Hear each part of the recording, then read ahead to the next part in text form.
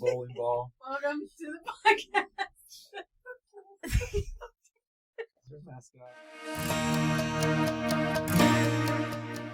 Welcome back to our podcast of Lifting His Name. We are so excited to have yet another episode to get going and just praising. We've got a new face with us today. Adam has had to take a trip with family, and we send our prayers with him. But for the day, we actually have brought my sister in to join in the fun of discussing our relationships with Jesus and just putting it out there and hoping that anyone who needs it can watch and learn and grow with us, because some of us are still very much learning. I think we're always learning. But any questions you may have, any topics you would like to see discussed, please by all means leave them in the comments and like, subscribe, share, whatever you want to do. We just want to get the word out there that Jesus is real. He's our Lord and Savior. So on our last episode, we talked about prayer, and it was amazing. So thank you, Jared, for all of your knowledge on that, and the different ways to pray and what that comes to, and kind of flowing with that. I just kind of wanted to start off with a question of some experience any of y'all have had with growing in your discernment and or just generally growing closer to God, to Jesus, and communicating with him. So just want to put that out there with whoever may want to share. I think one of my biggest things is kind of a hindsight thing when it comes to discernment. Even before I had a strong relationship with God and I was just living the life I thought I was supposed to live, there were things would happen, and it was after things had happened, it was like, oh my gosh, that was totally God telling me no or yes. Such as when we were selling our house here a long time ago. It was a little bitty tiny, our first house, and we were trying to buy another one, and we kept putting offers on houses, and we were like, well, maybe this will be the one. And it was like closed door after closed door, and we're like, God, what is happening? We need a house. We were living with my in-laws, and it was like, I love them dearly, and they are amazing for taking me and my little family in, but I wanted my own, my own place. And it ended up that Matthew was going to have a job in the Memphis area, and it totally took us for a loop, and we were like, oh, that's why doors were being shut and things. And I wish I had had the relationship that I do now with God, so that I could have seen those answers and not had been so distraught and upset about it, and just feeling like, God, where are you? Well, he was there. He was telling me, no, that's not what we're doing. I got plans. It's so much easier to see it afterwards. Absolutely. Where you're like, oh, that was that answer. Hindsight. What's your growth been like since? I am much more not anxious. Anxious is not the word. It's in a positive way. Like I'm eager. Thank you. I'm eager for his answers. I look for them a lot more than what I was, because my understanding is better. Mm-hmm. And so when it's almost like I'm abusing the relationship in a way. Like, I'm like, God, what am I supposed to do here? Like, are we supposed to be doing this or this? Are we supposed to be doing concrete floors in our house? Are we supposed to be doing hardwood floors? But I love that I feel more just open to him. Yeah. I don't think you could ever abuse him. I know, right? And I know all the that. questions, have all the conversations. I mean, I could totally see the abuse of that. I'm just going to keep doing all the sins because I know what you mean. Conversation, like asking him for every little thing. It's like your constant prayer conversation. You're not like, I'm going to say a prayer this morning and just pray for 10 minutes and then you're done. You wake up praying and you pray all day. All day in my head. People interrupt your prayer thought by talking to you. And then you continue. Oh, where were we? Sorry. That's good. As I was saying, I do that falling asleep a lot. And I feel a little guilty until somebody was like, think about your kid falling asleep in your arms. Talking to you. And it's like you would never be upset with your child that is like, oh man, blah, blah, blah. And then they drift off to sleep. And so that made me feel a lot better about my trying to pray, you're trying to talk to him about something and you're like, I fell asleep. Oh, we're going to start over. Sorry, God, hold on. He probably smiles at that more than we think. Yeah. Yeah, for sure. Karen, what's one of yours? What's one of your experiences? Yeah, I think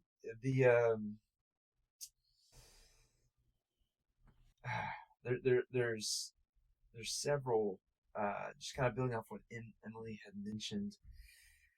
Sometimes the Lord makes it obvious. Like the Lord closes so many doors where it's just like, okay, this is the only path. So I guess this is what you want. And it's great. And often it can be very good. But I think there's other times too, and just to finish that, I think one situation, I was serving on staff at a church, just kind of left a really good job. It was very lucrative, very comfortable for my family, but I just kind of got to a point where I was just like hating it. My soul was just dead. And so that kind of came to a point where we were like, all right, well, what do you want us to do? And we felt like we were supposed to go into ministry, and this opportunity came forward. This friend of mine just kept saying, hey, you belong to ministry, you belong to ministry. I kept saying, no. So finally, we got to a point where we were like, what we're doing is not working.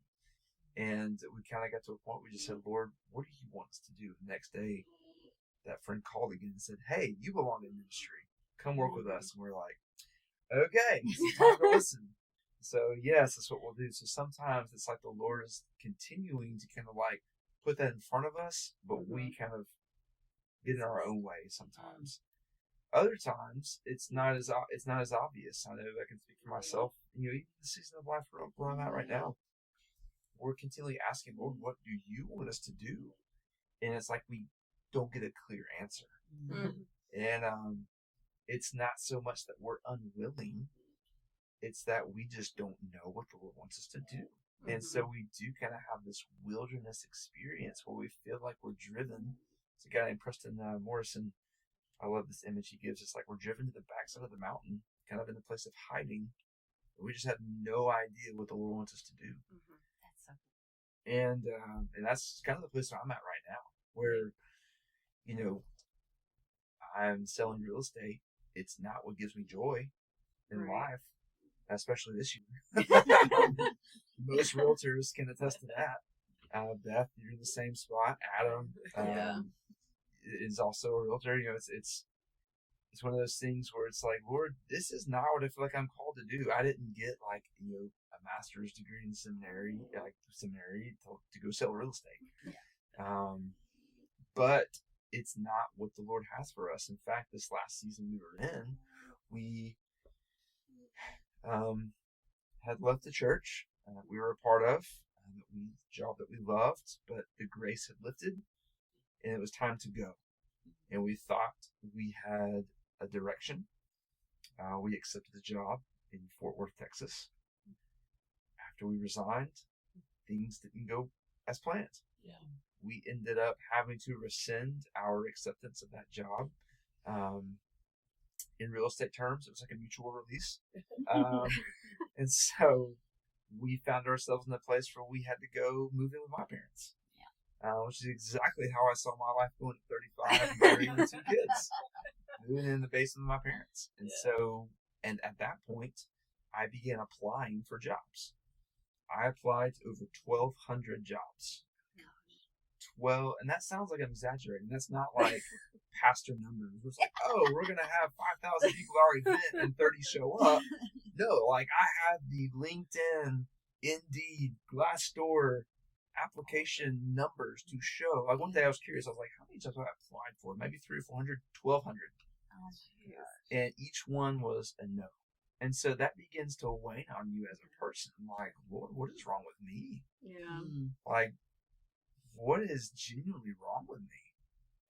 And there's so many stories about some of those potential jobs that became closed doors.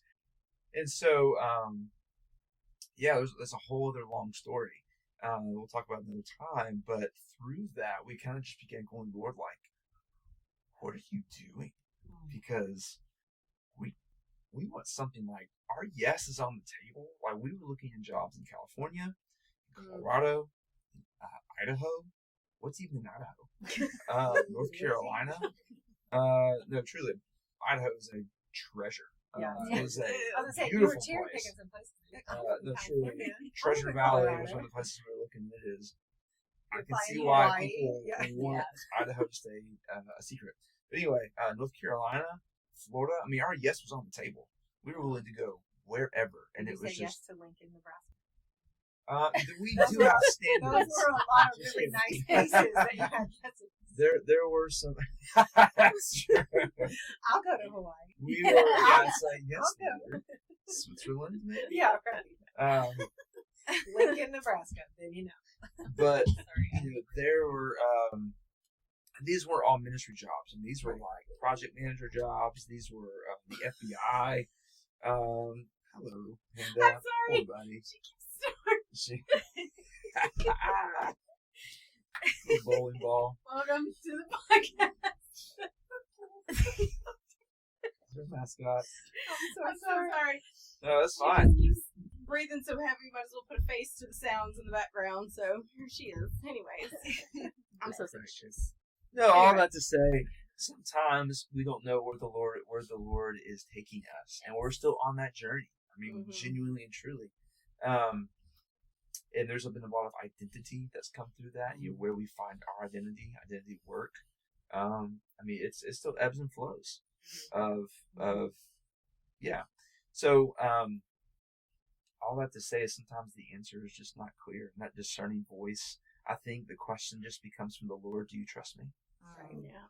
And sometimes it's, do we unconditionally trust? It's not just yes if, it's yes even if.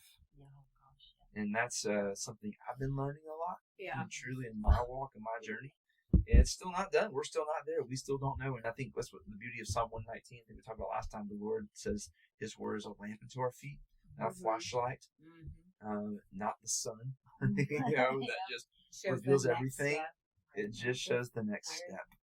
It doesn't show where we're going. And I think that's the trust, the posture of obedience and trust. So, my question would be for new believers or those that are, I guess, just new-ish. You know, they have an understanding of who Christ is and how to communicate and like, okay, read your Bible and say your prayers to draw closer and to know what He's telling you. But in the beginning, it's so it can be very confusing because your own, like kind of like we touched on last time, our own flesh gets in the way of determining if is that from God or is that just something I want or am I resisting something that keeps getting thrown in front of me and I just keep excusing it away to say, no, that wouldn't be it. That wouldn't be it. Like how, this may just be one of those unanswerable questions, but how do you grow, I guess, from that to understand more of what to look for to know it's from God, to know it's one of those little trust me, or when it's, hey, this keeps becoming more and more obvious, like how to get to that point, would you think? Well, I think Beth had a great example of that. You know, last time we talked, about her daughter, you wanted her daughter to go to a certain school and not working out, and then Beth seeing just the beauty of the Lord's no. It's that hindsight again doors, too. yeah. But in the moment when the door was shut, of course I was crushed, sad, which is fine. You can still feel that because it's not, the house didn't get accepted. Yeah. It's like, oh, Yeah. and I trusted. I was in a spot then where it was like, I know that there's something. I didn't know what, right? I didn't know why it was a no. I understood that it was a no, and I was like, okay. Yeah. And it's really a sweet season to see afterwards now where we're, we have a brand new baby at home and we don't have to do car line and we're doing homeschool and we go to the library and the courtyard. Yeah. And days like yesterday where it's 78 degrees and gorgeous and we're sitting outside doing school on a swing. I'm like, Yeah. like I won. This is so much better than anything I could have designed by myself. For sure. I think with the learning how God speaks to you. I do think that God speaks differently to everyone. Whether I know some personal instances with dreams and people actually hearing the voice, or it's just feelings, or it can be anything. And just, I think learning how he speaks to you is a major part of that. Right. Go ahead. Well, yeah, just getting yourself open enough to experience those. Absolutely. And I think, you have to have your relationship really keyed in the sense of like, okay, I am here and I'm willing, and I'm yes, but I need to know what you're telling me. I have one with, I just felt really, it's a literal feeling from the Holy Spirit where I'm asking like, when is this going to happen? When is this going to happen? And then the thought hit me, and it was the answer from the Holy Spirit. Not doing that. This is not a yes while you're doing that. And I was like, oh, okay, we're going to not do that. Okay. And Are we sure? Yep.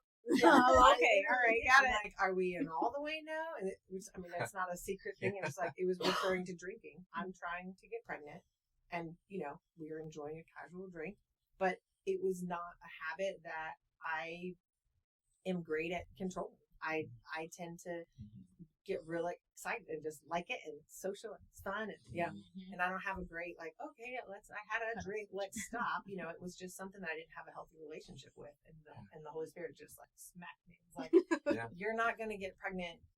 Like, you're not being healthy. You're not making healthy choices. And it's, again, kind of hindsight, if I think back on like how health-wise my body was in that season compared to when I got pregnant and had this excellent pregnancy, totally healthy, no complication, and it's like there's a yes and a no for a reason again.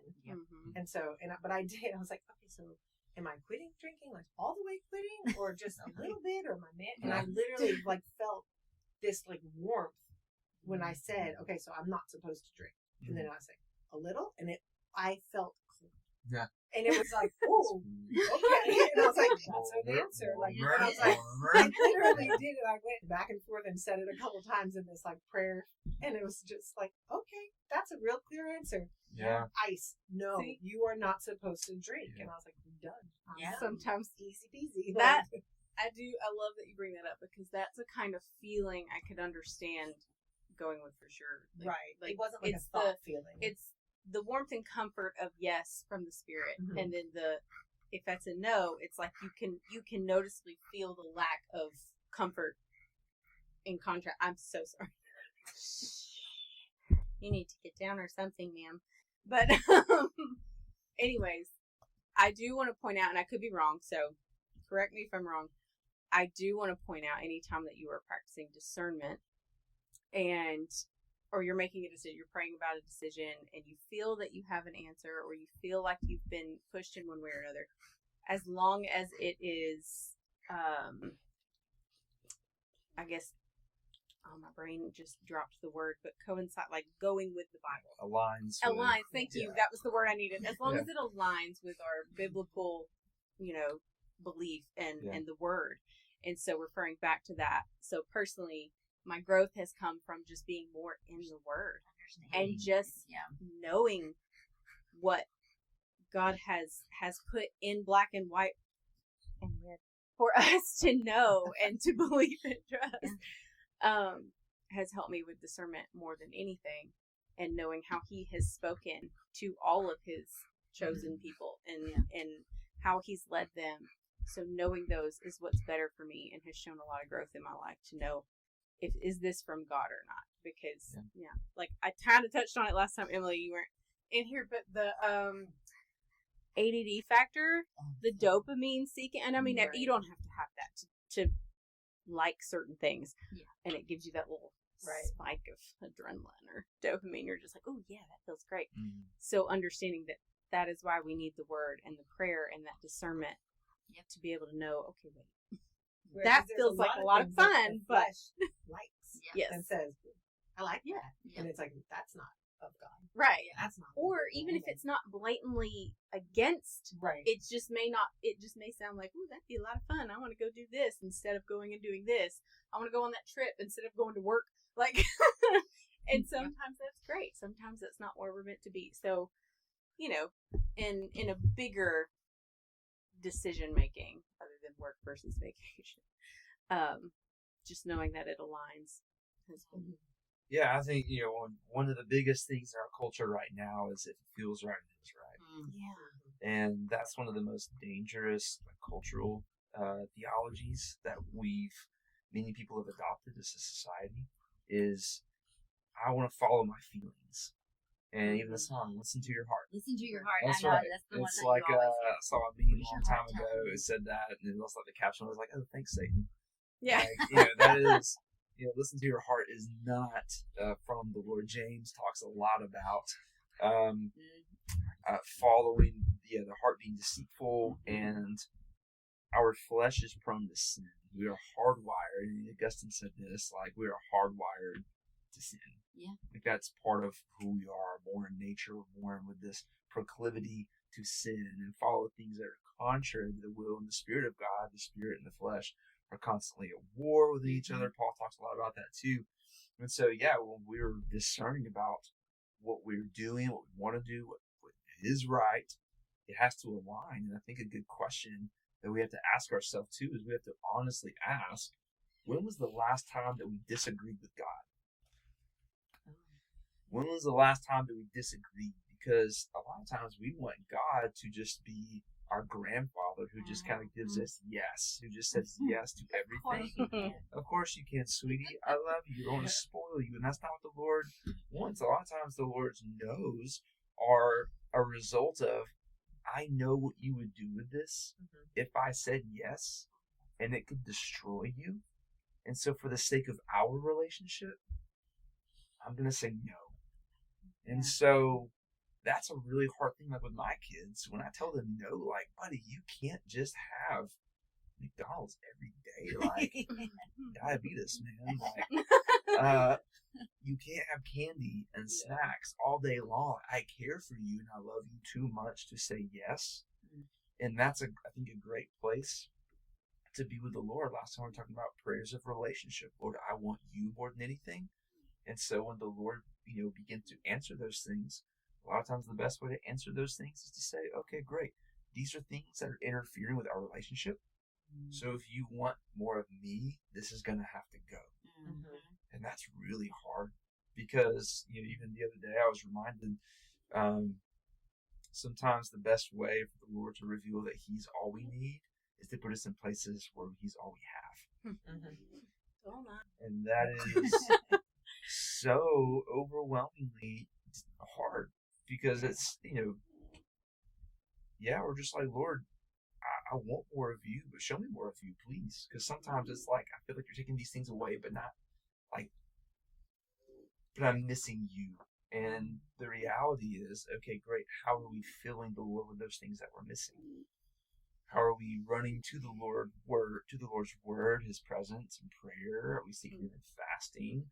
Are we applying spiritual disciplines in areas where the Lord has removed things from our lives? Right. So. Yeah. It's just it, and it can still be hard. Even in this growing process, I'm still have my days where I'm like, wait a minute, was that you? And then I get 3 more conversations where they mention something that I've had on my mind, and I'm like, crap, okay, that may be you. And instead of saying, yeah, that's you, I'm like, that may be you. It's ridiculous, but the fact that it never really stops. Like, I think we all, no matter where we are, have moments of those doubtful times where we're like, wait, this is you? Wait. Right. Even after being in the Word 100 times over and praying constantly, it's just, I could just imagine God up there like, oh my gosh, how many times so. Okay. Thank you for being so patient with me, because I will ask the same question so many times. That was Whitney and I were joking about. We saw one that was just like, me laying it at Jesus' feet. And then it was like, and picking it right back up again. It was like, and like with the speed that I pick it back up after. I'm giving this to you. I'm giving this to you. But it's hard to do that too. I mean, I had recently where I was trying to just give it over. Here, I'm giving this to you. I don't want this. I don't want this feeling. I'm gonna let you handle this. Like, I'm gonna mess it up. I'm gonna make an issue out of something that's not an issue.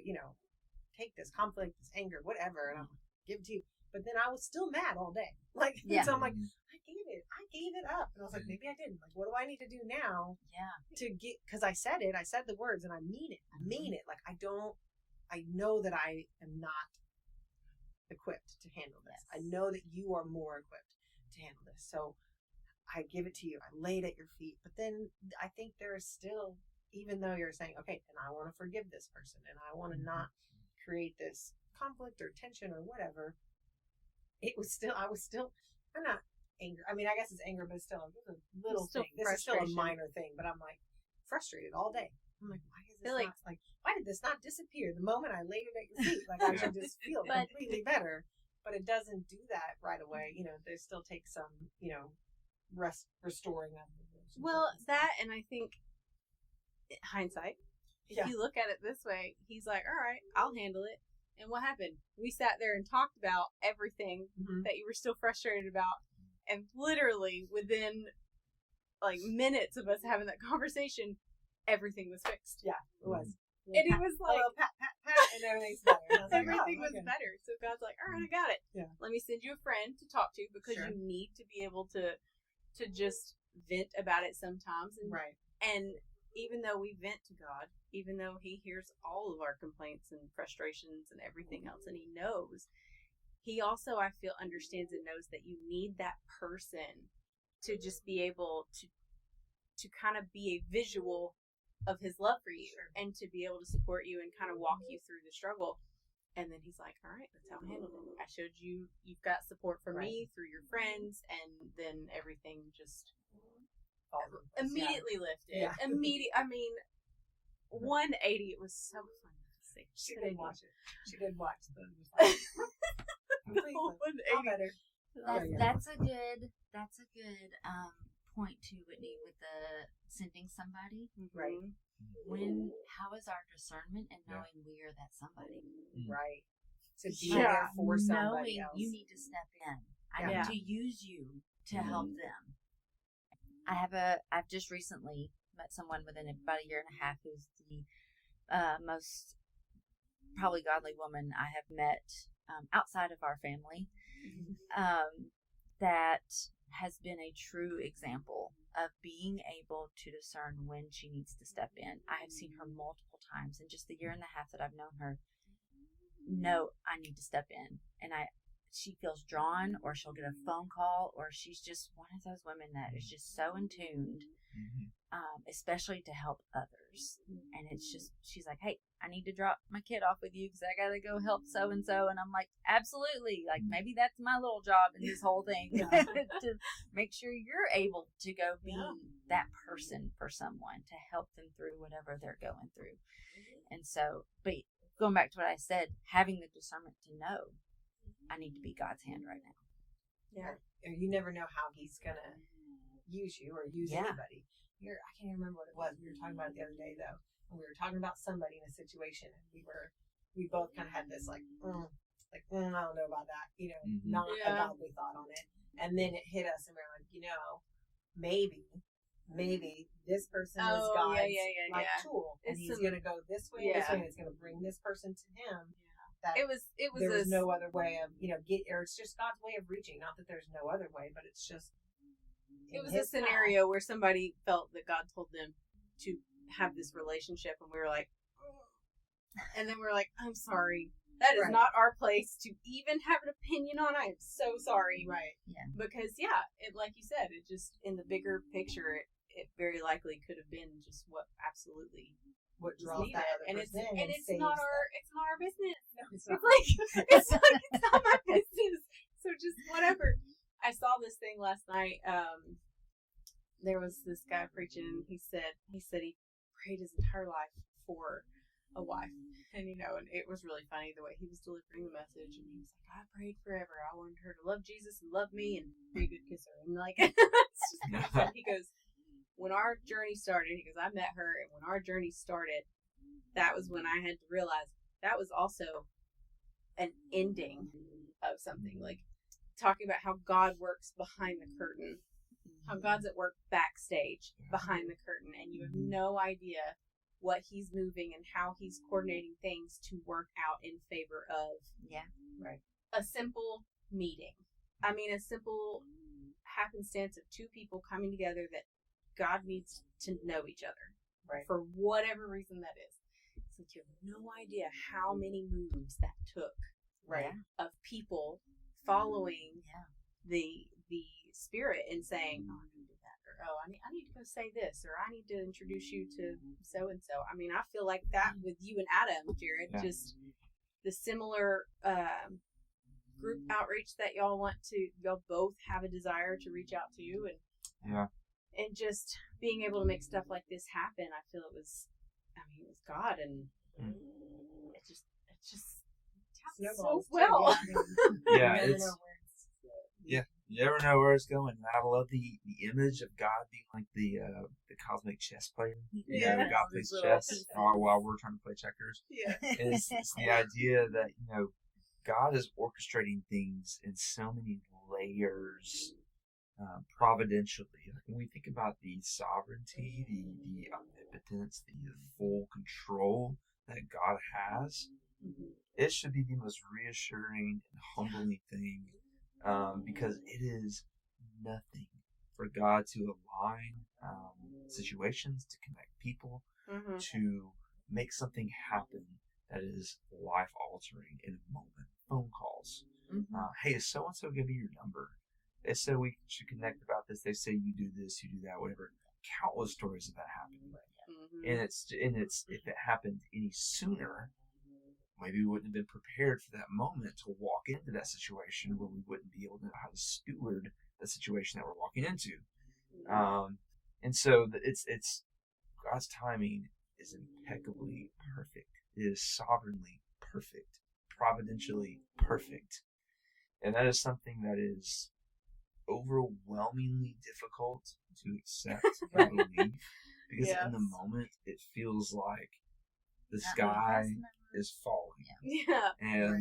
And I'm guilty of that. Even today, like I've been on the verge of like a panic attack of just like, what are you doing? And like more so, what am I doing right now? Like, what am I doing? It's consistently what I'm asking. And it's a good kind of just check of like, Lord, am I walking in alignment with what you have for me? Like, Lord, I feel like I'm open-handed with the things that you have for me, with what you're doing, with where you're leading. And I think that's a great posture to have. And I think, the question of, am I walking in the Lord's will? Like, well, if that's your life posture, the answer is probably yes. I mean, if you're saying, Lord, and you genuinely mean it, it is, if you're open-handed with your life and genuinely asking, Lord, your will be done. What do you want to have happen? I submit to you. I think it's a great posture to have in discerning what the Lord's will is for your life. And the short answer is, what is the Lord's will for your life is, to love people and to make disciples. That's what Jesus said. And so anywhere you are, you don't have to have a platform to do that. You have to just have people. Right. And that's it. And so the short answer, what's the Lord's will for your life? Love people and to make disciples. I think that's where I've grown a lot recently, in the last 6 years. Is I never had an experience where I doubted my faith. I was raised in it. I don't remember the first time I, asked Jesus into my heart, because I was one of those that just did it early on. And I didn't have like some traumatic falling away, but I did definitely lose the fire and lose the passion, which just kind of became really lukewarm. And I would have never denied my faith. I would have always stood on my values if it was a conversation, but I certainly didn't make all the right choices. And I don't think, I still don't, even though now I'm much more passionate where I'm at. I'm still going to make mistakes and sin, obviously. But getting to that stage where the relationship grows, because I figured out, it started with Sadie, where it's like, okay, where is she going to learn this, right? Like, it's inherent in me. I'm like, I got it. I was taught it. And it's like, oh, wait, that's my job to teach her. So I'm that person. It's like, oh yeah.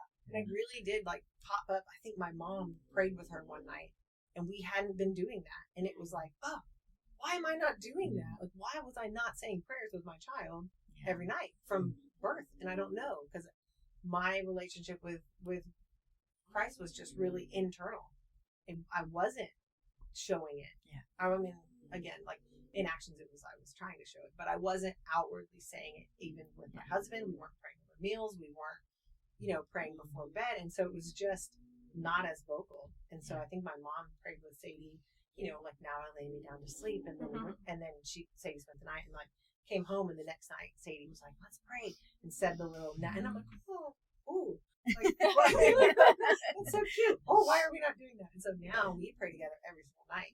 And it's funny, I'm in this MOPS mothers group, and this year's theme is make it awkward. And it was funny because if I look at that with Sadie, like the first time praying with her, it's a little bit awkward, right? It's like, okay, what do we say? And we say the little, like, now I lay me down to sleep, taking out the death part, because we just make it.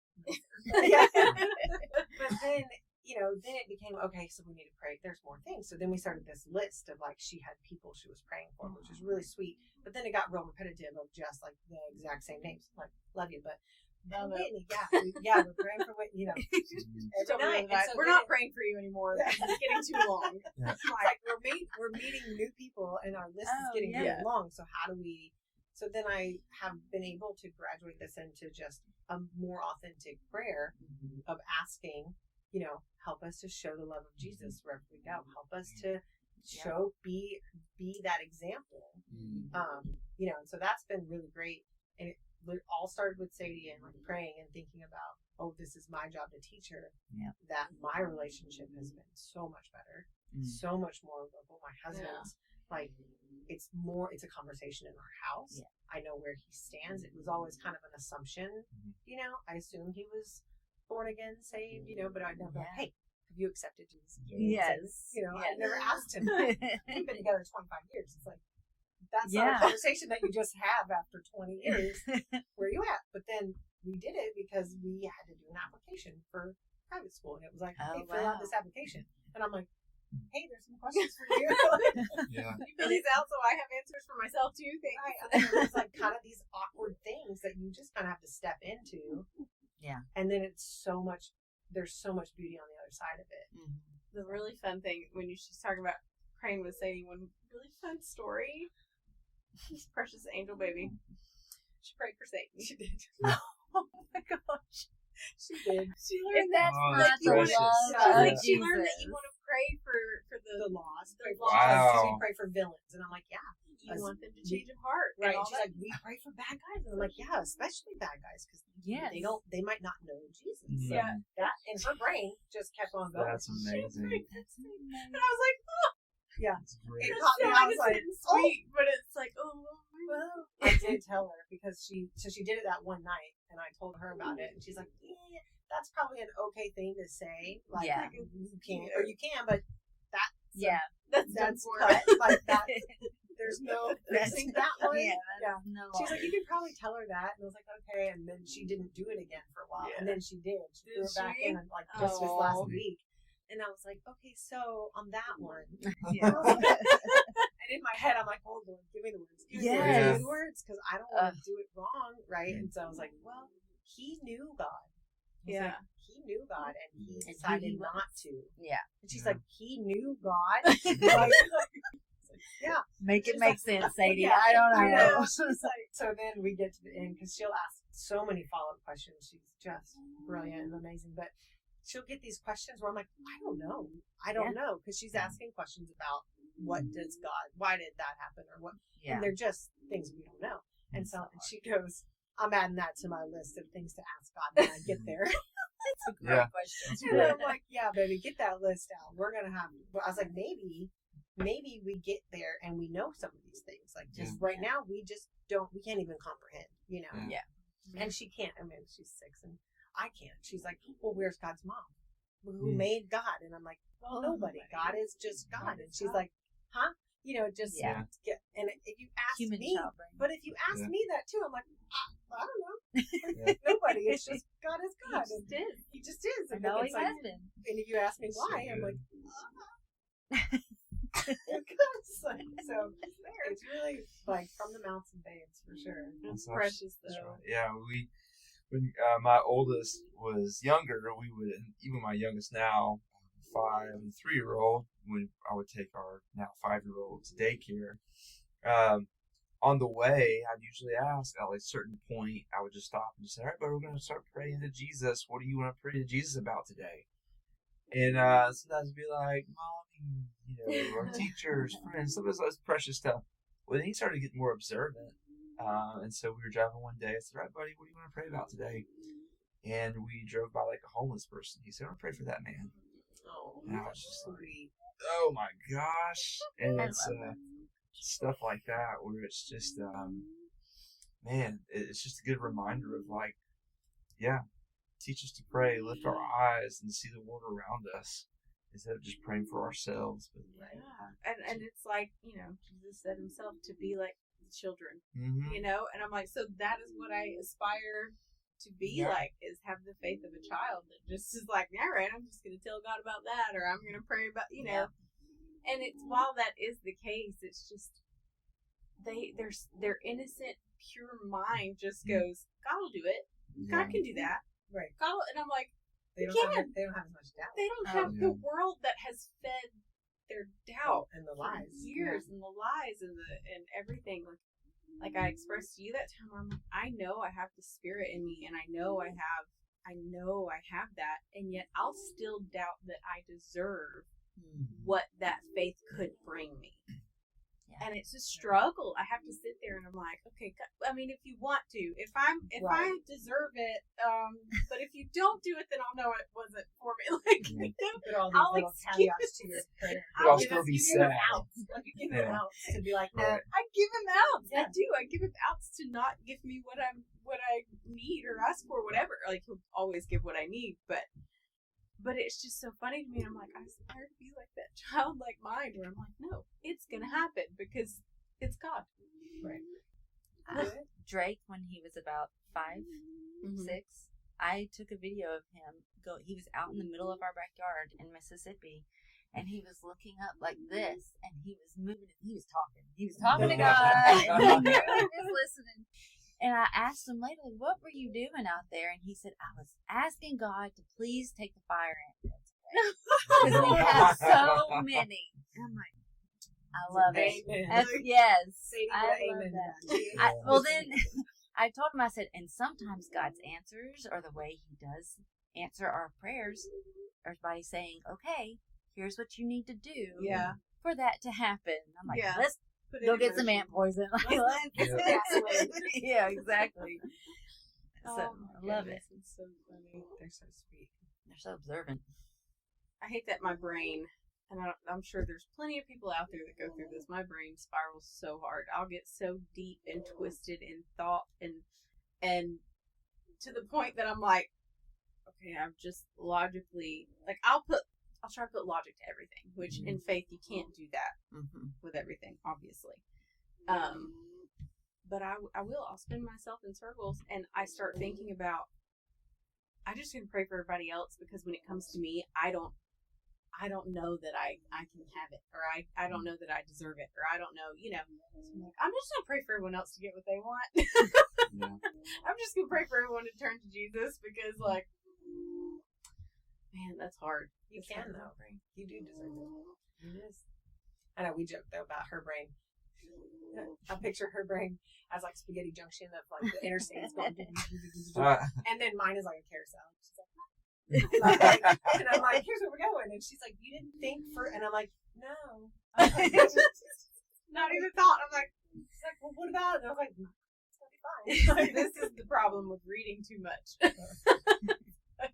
Reading too much outside of the word, and your brain will spiral a lot. I think that is a good point to remember that, God does delight in giving us the things that we desire, and the things of our heart that we're passionate about. I have to believe the Lord put the passions inside of us, especially those passions that are used to glorify Him. We can certainly say that passion can be sabotaged by the enemy. We can say we're passionate about sinful things and not great things, and those are not what I'm talking about, of course, but the things like that we have a passion to see happen, a desire to see happen. The Lord wants us to bring those wants. And I think maybe we mentioned last time too, the blind beggar in Scripture, Bartimaeus, blind Bart, that guy. Jesus asked him when he came to be healed. Jesus said, "What do you want?" It's as simple. It's one of Jesus' favorite questions to ask. So, what do you want? And so the Lord wants us to hear and bring our desires to Him.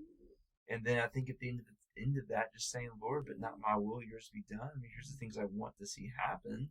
But more than these things, I want you, and I trust you. So, Lord, I surrender to that. And whatever your answer is, Lord, these are the things I want." I think it's great to bring those things to the Lord. And I don't get me wrong, I do ask things sure. in my heart a bunch. It's just, it's followed up with, "But with your will," and in my head, I'm like, if I had something, it's fine, and I immediately go, I already prepare myself to not get it. But, this girl, I saw, it was cracked me up on this video. This girl was talking about how she's like, listen, she's like, "God, I've prayed for men for a long time. And if I'm not meant to have men, that's okay. That's okay. But can you give me money?" Yeah, right. This single life is expensive. Yeah. It's hard. And I was like, yes. Wait a minute. It's like, if I can't have a man, can I have some money? Or just, I think it's good too to help.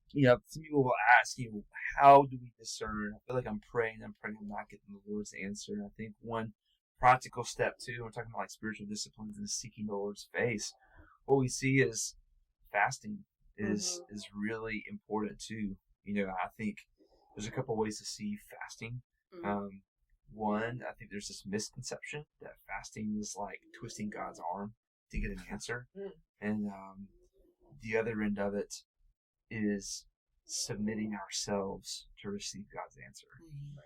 Whatever it may be, and putting ourselves in a posture of saying, "Lord, I'm coming to you seeking an answer and seeking something from you." I think fasting is such an incredibly interesting topic and such an underutilized weapon in our modern, especially Western society. What are you gonna say? When it comes to fasting, I know that there's different forms of it in the sense, because growing up, fasting meant you went without food. That was it. That was what fasting was. And now I've been introduced to, fasting can be fasting from social media, fasting from all these different things. Do you feel that is there in any way a level of importance to one or the other, or is it all a sack? Because one's a need and one's just fun. So, like, social media is not a need to me at all. I have one. Yeah, no, that's so good, and I think the church has done such a terrible job, in my opinion, about teaching fasting. It's almost like we've gotten a pass. Yeah. When Jesus teaches it, like he's assuming that we're doing it. Like when Jesus comes down from the Mount of Transfiguration, cast out the demon.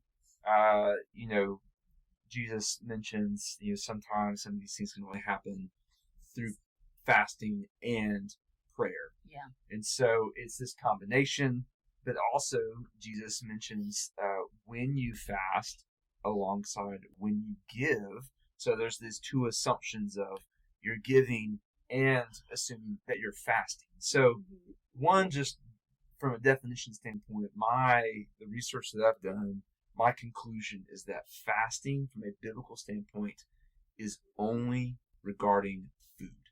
Yeah. So biblical fast is abstaining and withholding from food.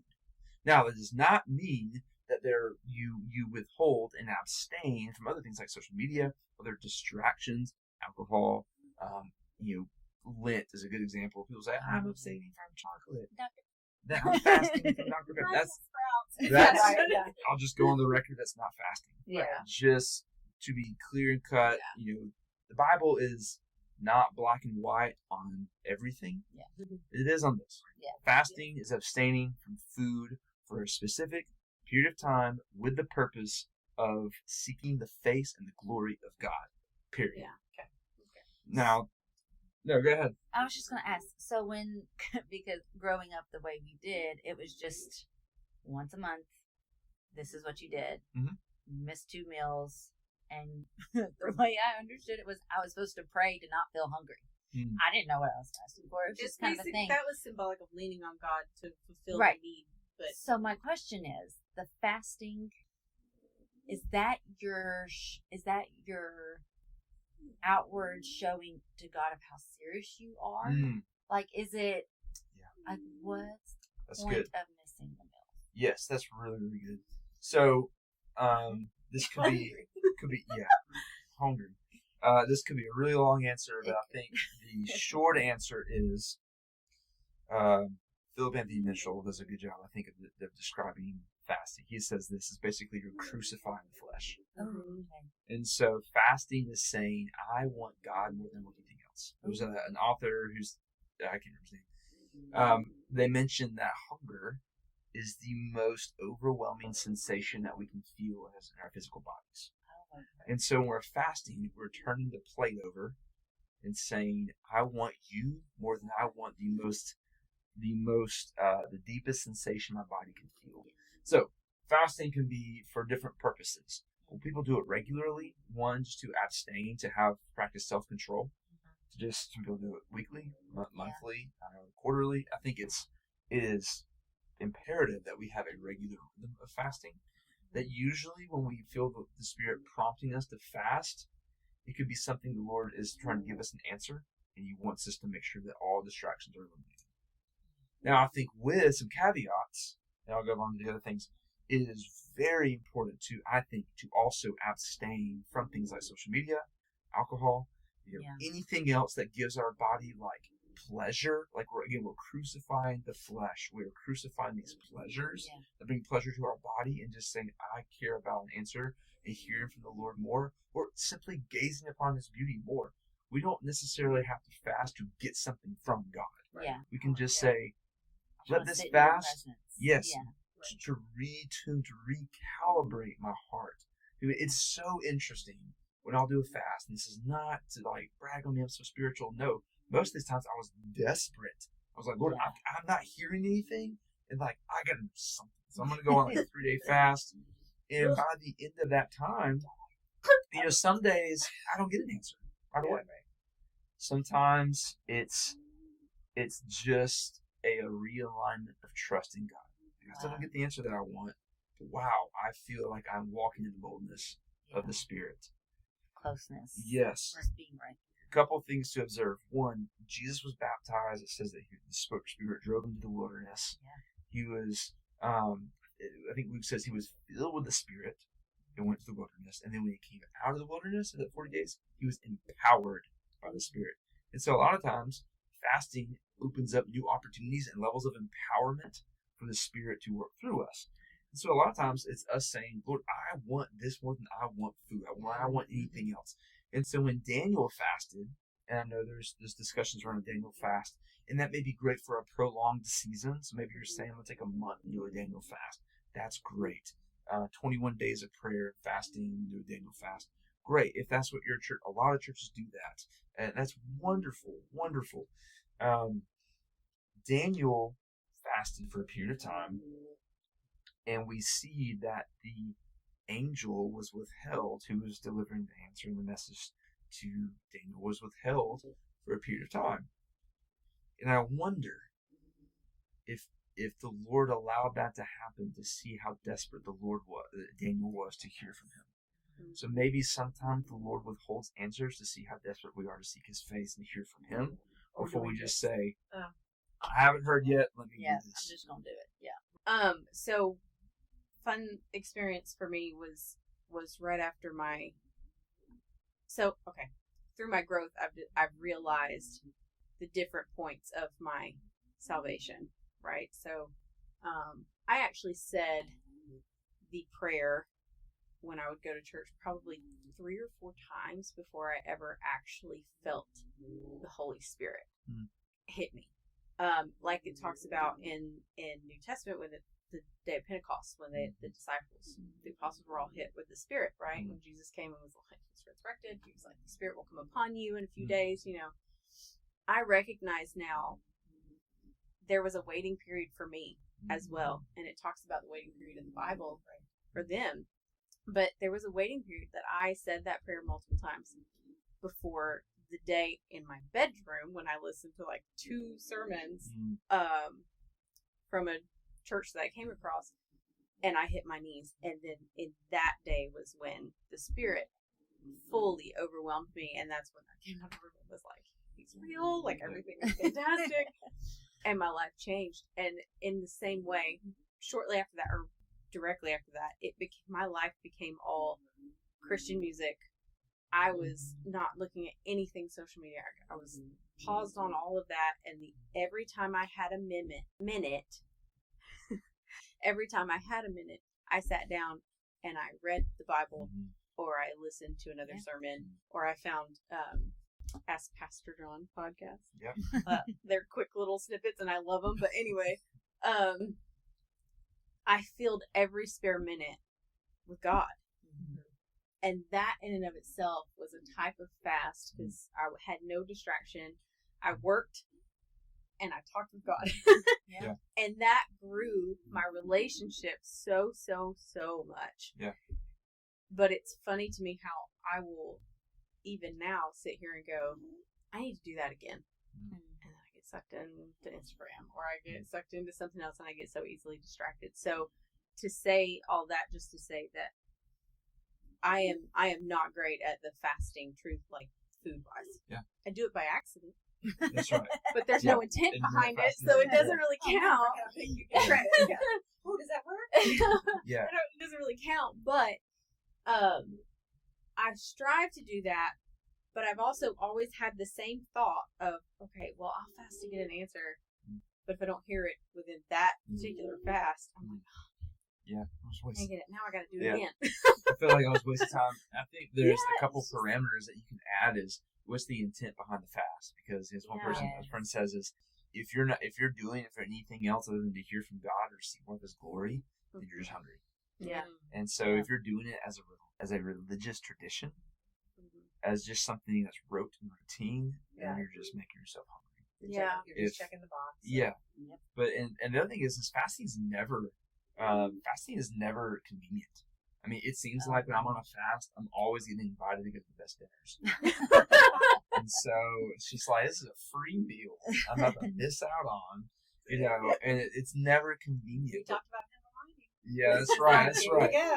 And Let's see how serious you are. it can be overwhelming. But also what I realize is when I'm fasting, and I think the longest I've gone is like 10 days, and that's, again, I don't mean, Done. please, that is not a humble brag. No. That is Desperation. it was a season of, I wanted to see the Lord move in a powerful way for something that was going on, and He did. It was amazing. It was amazing. And what's crazy is after about day 3 or 4, your body's just like, all right, you know what? You're not going to feed me, so I'm going to quit being hungry. And so it's like you hit this level of like clarity where you're just, I feel like there's no way to describe it, but those first 3 days are like hell. Yeah. And when I always feel this way, whether it's a 3-day, 24-hour, 1 week, whatever it is, whenever I eat again, I'm always disappointed.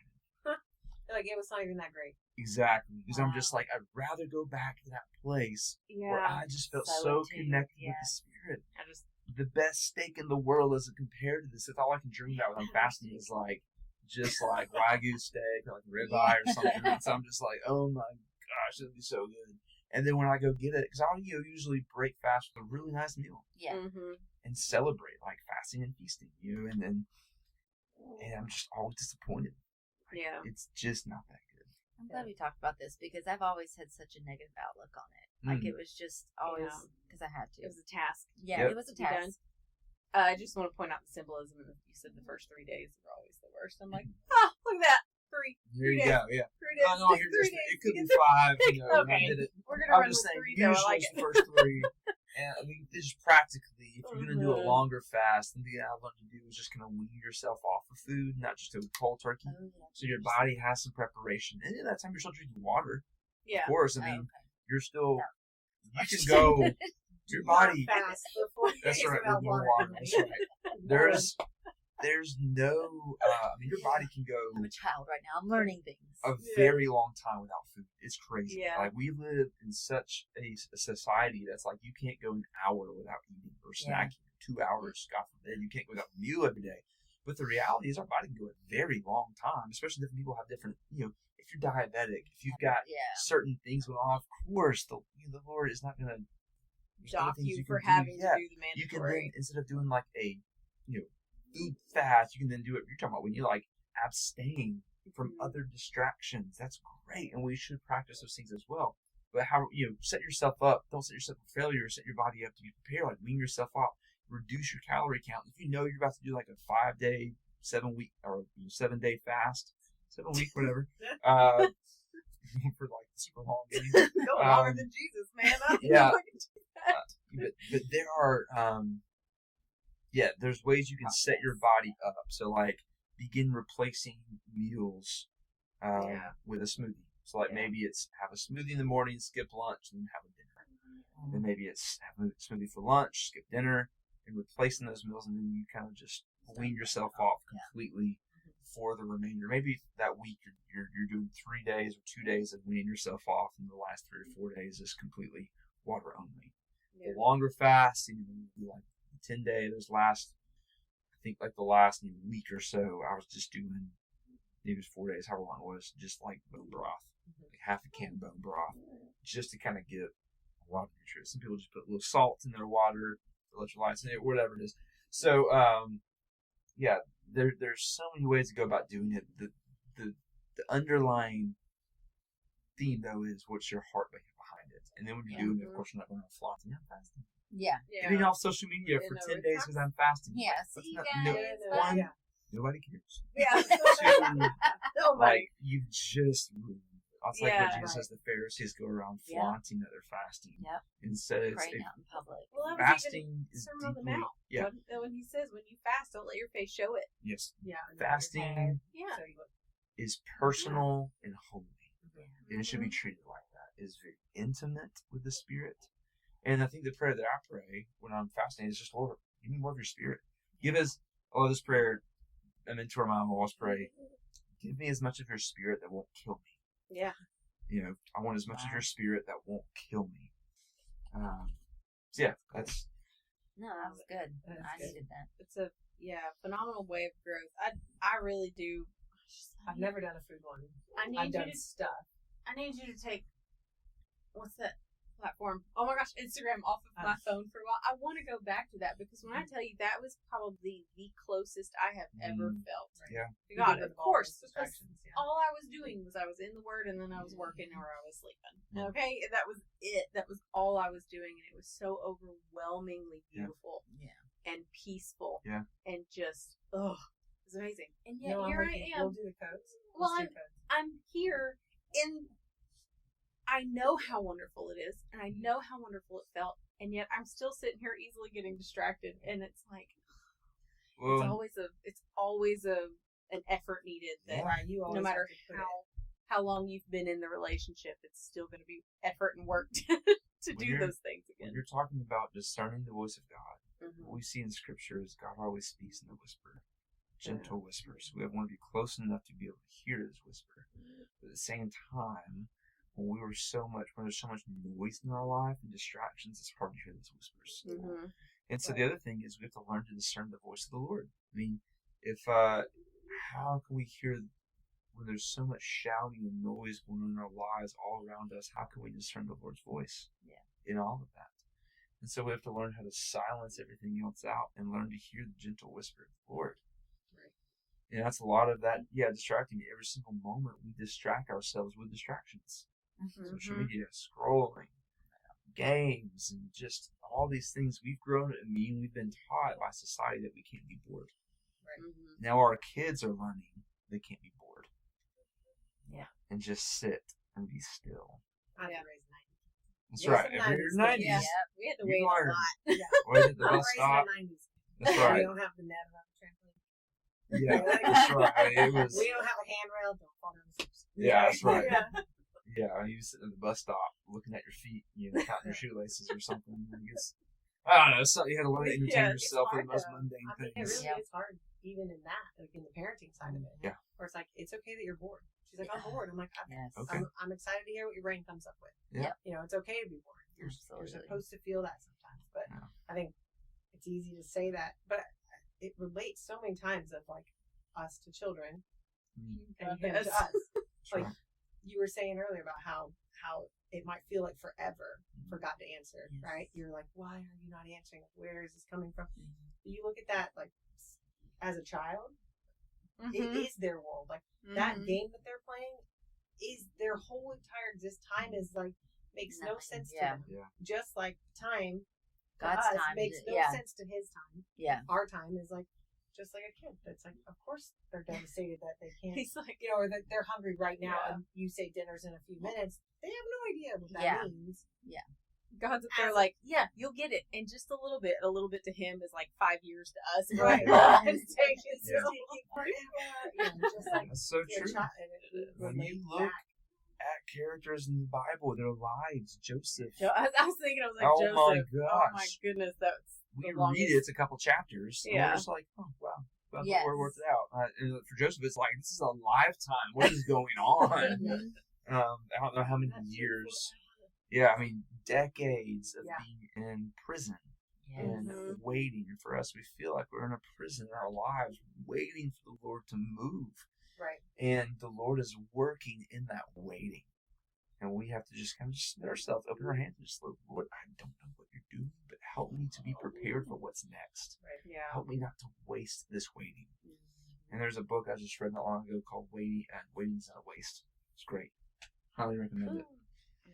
I saw something. I wish I could bring it back to my thoughts. Somebody talking about the waiting. It's like grow in the waiting and stuff, because it's when you're growing in trust, and it's when you're That's right. growing in just listening and being patient. And, Yep. How are we wielding the waiting? Yeah. And learning to rest. Mhm. It's not just waiting; it's also resting, which goes along with trust, of course. But Right. Oh, Instead man. of sitting there and complaining. yeah, Right. Yeah. yeah, Like, it can be really easy to complain about the waiting. yeah, yeah. It can be very easy. Yeah. But I love it. I love seeing all the different aspects of growth that that never end. I mean, the reality is we're always going to be growing Absolutely. until we're with him again, and then it's just probably going to be either continued learning, or we're going to get hit with so much knowledge. It's going to be like, whoa. Mm-hmm. All right, let's go hang out with these people now that I know. Now that I know all the things, like, where's Moses? I want to, sit down and talk about how this was for you. As we're sitting down here struggling with, I got a fast social media. Oh, Woe is me. woe is I'm me. gonna get bored. I have I to figure out didn't- something to read a book. Yeah. I didn't have this. I didn't have that. He's like, really?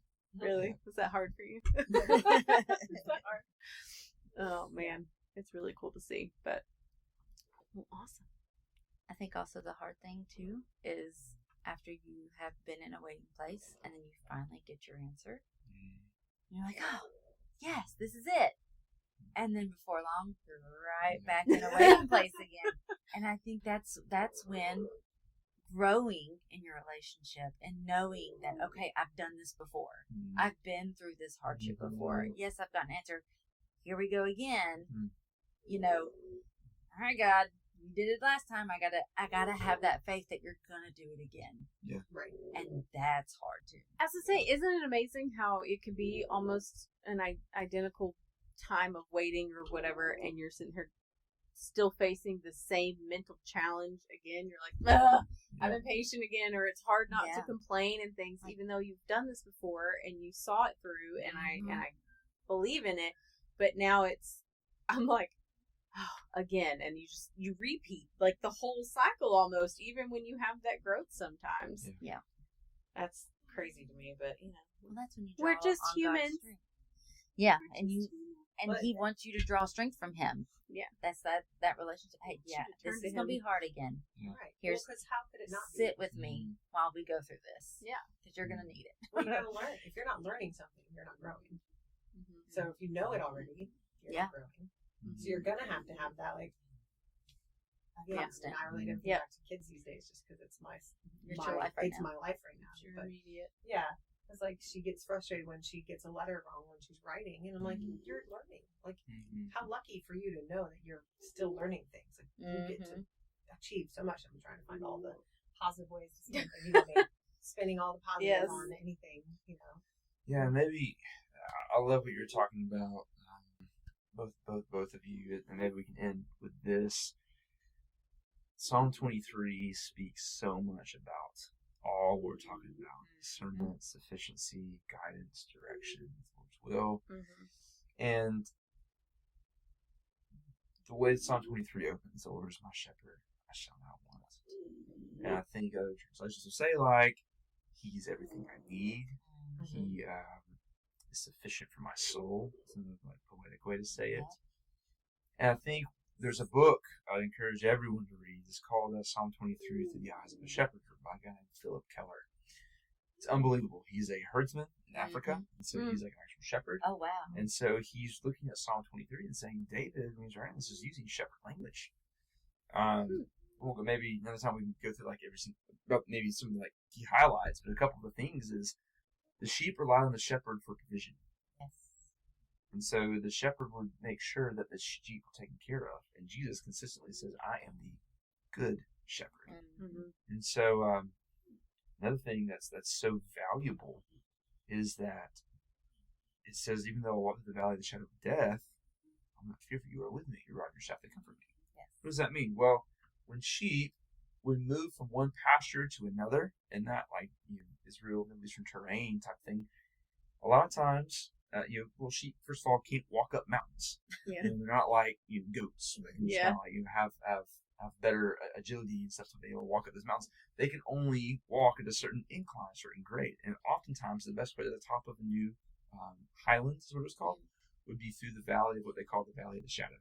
So at the side, it's like a ravine or something that was carved through the side of a mountain that would slowly go up the mountain. So sometimes, how does Psalm 23 say? It talks about being on paths of righteousness. Sometimes the path of righteousness is right through the valley of the shadow of death. Yeah. What's so interesting about that too is the shepherd knew that in the valley of the shadow, the enemies, predators of the sheep, would be lying in waiting because they knew the sheep would be most vulnerable in that. What's interesting too is that through these valleys of the shadow would be like ravines. And at the bottom of this valley, and on the side of this ravine, grow plants that were very lush, highly nutritious, and very satisfying for the sheep. And so it's this idea that the shepherd knew that he would need to save the choicest of the provisions for the valley of the shadow for us.